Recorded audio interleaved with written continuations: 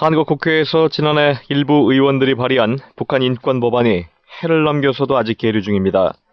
그러나 올해는 한국 정부가 북한 인권 개선에 적극적으로 나서겠다고 밝히는 등 상황 변화가 많아 북한 인권법 제정에 대한 기대가 높아지고 있습니다. 이 법안의 발의를 주도한 한나라당 황우여 의원은 최근 한 포럼에서 북한 인권 상황 감시와 인권 활동 지원 업무의 효율성을 높이기 위한 방안도 제시했는데요. 황 의원을 전화로 연결해서 얘기 나눠보도록 하겠습니다.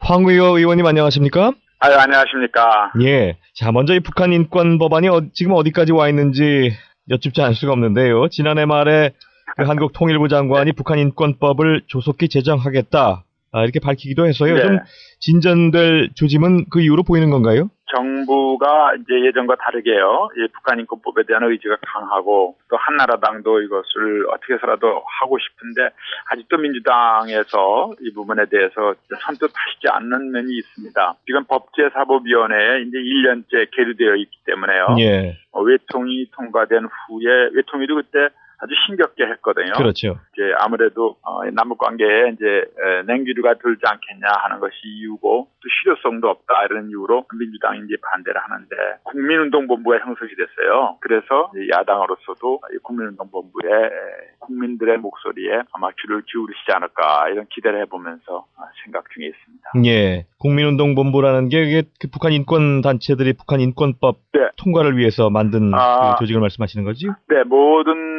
각종 민간 단체를 포함할 뿐만 아니라요. 교계요. 교회에서도 많이 하시고 계세요. 알겠습니다. 어쨌든 지금 북한 인권법 1년째 법사위 이 서랍안에서 잠자고 있다 이런 말씀이신데 마침 지난해 북한의 연평도 그 포격 도발을 계기로 해서 북한 또 인권법의 필요성도 더 부각이 되고 있고요. 네. 그런 차원에서 올해 법 제정 전망은 어떻게 보고 계시는지요?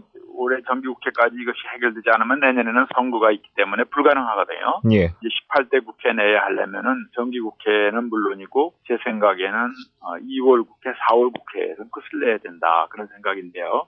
사실 전망을 말씀드릴 때에는 좀 전에 말씀드렸듯이 이제 야당의 이제 강한 반대가 있기 때문에 또 법사위가 위원장이 야당 우윤근 의원이시기 때문에요. 예. 결국은 국민들의 압박이라고 그럴까요? 국민의 목소리가 강해지고 있으니까 그걸 기대해 보는데 저는 어떻게 해서라도 하여간 18대 국회에서 이거 끝을 내고 금년 상반기에 마쳤으면 하는 그런 생각이다. 예. 이 선거 말씀도 지금 하셨지만 그 서명을 반대하거나 참여하지 않겠다고 한 의원들에게 앞서 말씀하신 그 국민운동본부 측에서 네. 이유를 밝혀줄 걸 요청을 했고, 그죠? 그리고 또 네. 다음 총선에서 유권자 운동에 돌입을 하겠다 이런 뜻까지 지금 밝힌 상황 아닌가요? 그렇죠. 뭐 아주 지금 굉장한 할 수 있는 모든 방법을 동원해서도 이게 지금 미국하고 일본이 통과되고 카나다도 좀 준비 중에 있거든요. 예. 그러니까 한국이 이것을 안 한다는 것은 우리 후대들한테 부끄러움이 되겠죠. 예.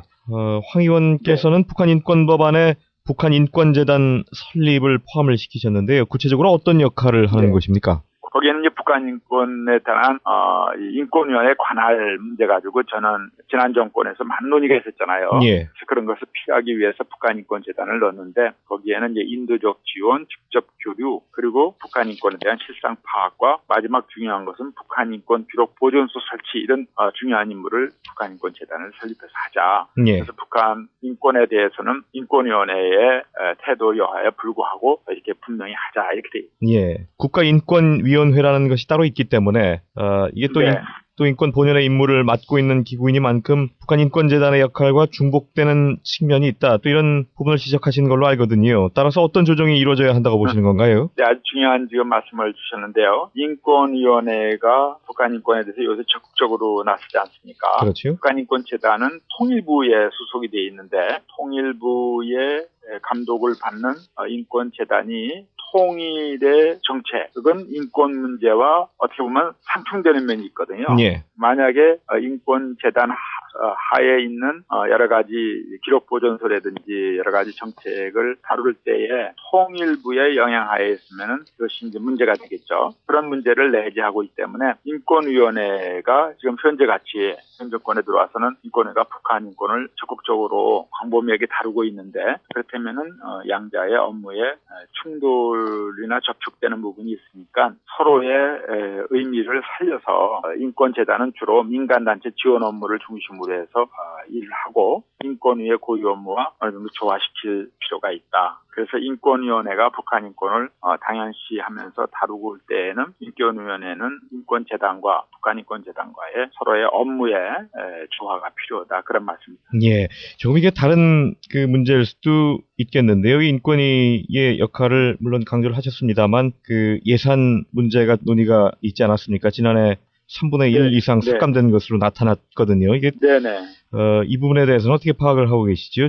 그건 아주 통탄할 일입니다. 왜냐하면은요, 북한인권법을 통과시키지도 않고, 북한인권재단도 설립하지도 않고, 인권위가 북한인권을 다룰 수 있는 여러 가지 재정 지원도 안 하고, 그러면 이것은 결국은 북한인권을 대한민국에서는 다룰 수 없다는 얘기가 되는데요. 아주 잘못된 일이고, 어떻게 해서라도 이건 예산을 충분히 줘서 북한인권법을 통과시킬 뿐만 아니라 인권위원회도 활발하게 북한인권에 대해서 일할 수 있도록 해주고 있습니다.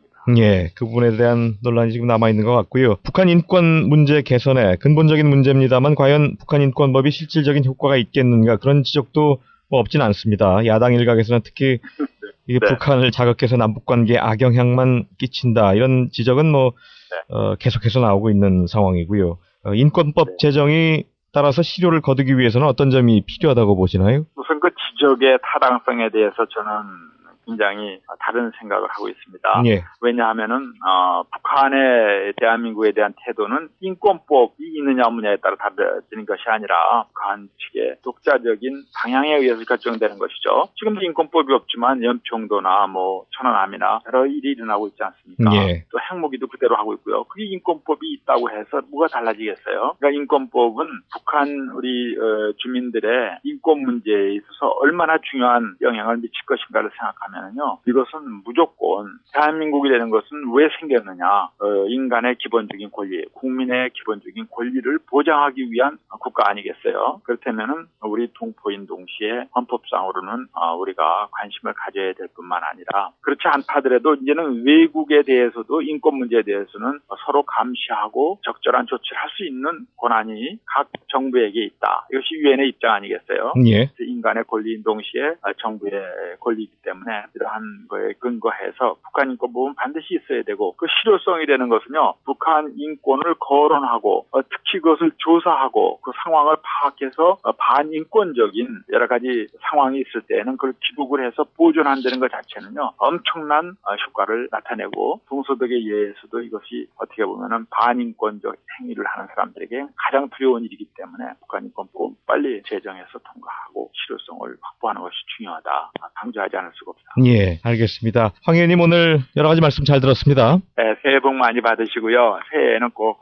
이것이 잘 이루어지기를 기원하는 마음입니다. 한국의 집권 여당인 한나라당 소속 황우혁 국회의원으로부터 국회에 계류 중인 북한 인권법안 통과 전망 등에 대해서 들어봤습니다.